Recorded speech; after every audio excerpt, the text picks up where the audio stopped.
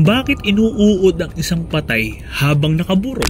Yan, kamusta kayo mga kamorge? Muli ay gagawa tayo ng video at ito ay tungkol sa kung bakit inuuod ang isang patay habang nakaburol. Bakit nga ba inuuod ang isang patay habang nakaburol? Alam nyo mga kamorge, sa pagpapaliwanag ng tungkol sa pag-uusapan po natin ngayon ay marami tayong dapat na tingnan o marami tayong dapat na tingnan na anggulo dahil hindi pwede nangunit tinanong tayo sa kung bakit inuuod ang isang patay, rekta agad ang magiging sagot po natin. Kaya meron tayong gagawing mga pagpapaliwanag at sana subaybayan nyo yung video ko pong ito para po maintindihan o maunawaan ninyo. Alam nyo mga kamorge, merong katangi-tangi na isang dahilan. Siguro para sa akin, ito yung pinakasagot at panigurado na alam din to ng mga kapwa embalmer ko. Pero eto mga kamorge, disclaimer lang. Pasintabi sa mga embalmer o sa mga may-ari ng punerarya na makakapanood ng video ko pong ito, hindi ko po layunin na ma-offend kayo o saktan man ang damdamin po ninyo. Dahil ang gusto ko lang ay maibahagi sa mga kababayan po natin kung bakit inuuod ang isang patay habang nakaburol dahil mayroong mga pamilya na nakaranas na ng ganitong mga pangyayari. Ngayon, eto na tayo sa pinakasagot. Kung bakit inuuod ang isang patay habang nakaburol, hindi naging maayos yung daloy ng formalin sa loob ng katawan ng isang patay. Ngayon, papaanong hindi naging maayos yung daloy ng formalin sa loob ng katawan ng isang patay? Alam naman natin na sa ugat pinararaan ang formalin, di ba?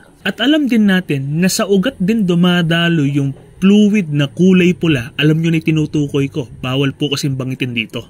Ngayon, kapag pumanaw po ang isang tao, hindi na dumadalo yung kulay pula na yon sa ugat. Ano ngayon ang mangyayari? Mamumuo ngayon yung kulay pula na yon sa loob ng ugat. At kapag kinargahan na ng embalmer yung patay ng formalin sa ugat, yung namuong kulay pula na yon ang magsisilbing bara para hindi magtuloy-tuloy yung daloy ng formalin sa ugat o sa loob ng katawan ng isang patay. At dahil sa hindi naging maayos yung daloy ng formalin sa ugat ng patay, may mga bahagi ngayon ng katawan na hindi na-preserve o hindi na-preserve. Sa madaling sabi, hindi tumigas. At kapag yung mga hindi tumigas na yon ay hindi narektahan, doon ngayon magsisimula yung paglabas ng uod. At alam nyo ba mga kamorke, eto bigyan ko po kayo ng karagdagang kaalaman. Alam nyo ba na ang pinakamadaling mabulok o pinakamabilis na uurin ay ang laman loob? Di nyo alam yun ano? Ngayon alam nyo na.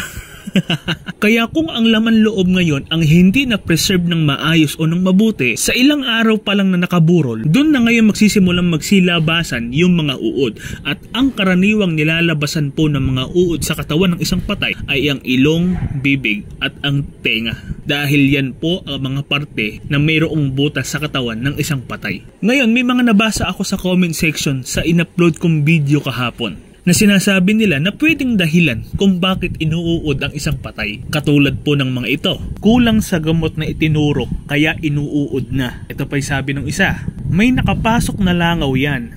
Ang uod galing sa langaw yan. Ito pa yung pinakahuli, malamang may nakapasok na insekto or langaw kaya inuod. Gasolina lang boss pampatay sa ganyan. Tinuruan pa tayo, di ba? Yung mga ipinakita o binasa ko po sa inyo, posible din po yan na maging dahilan kung bakit inuuod nga po ang isang patay. Dahil naranasan ko na rin po yan o nakarelate din po ako sa mga yan, katulad nga po ng insekto o ng langaw. Kapag nakapasok ang insekto o langaw sa katawan ng isang patay, may posibilidad na magkaroon ng uod. O yun ang pwedeng maging dahilan kung bakit po pwedeng uurin ang isang patay. At alam nyo ba mga kamorge kung saan pumapasok ang insekto sa katawan ng isang patay? Pumapasok po ang isang insekto sa loob ng ilong. Karaniwan po yan sa mga nang-e-encounter namin na inuuod na patay. Alam niyo mga kamorge, napakarami pa pong paliwanag tungkol sa pinag-uusapan po natin ngayon. Kaya lang medyo mahaba na po yung video po natin ngayon. Ayoko namang mainip kayo. At yung mga nabanggit ko po sa inyo, hindi na preserve ng maayos, po pwedeng dahil sa insekto o langaw, yan po ang isa sa mga dahilan kung bakit inuuod ang isang patay habang nakaburol. Sana ay may natutunan po kayo sa ginawa ko pong pagpapaliwanag. At para lalo kang maging updated sa mga videos ko o gusto mo pang magkaroon ng kaalaman tungkol sa mga patay, huwag mong kakalimutan na i-follow po ako. Muli, salamat sa patuloy niyong suporta sa akin. Ingat kayong palagi mga kamorge.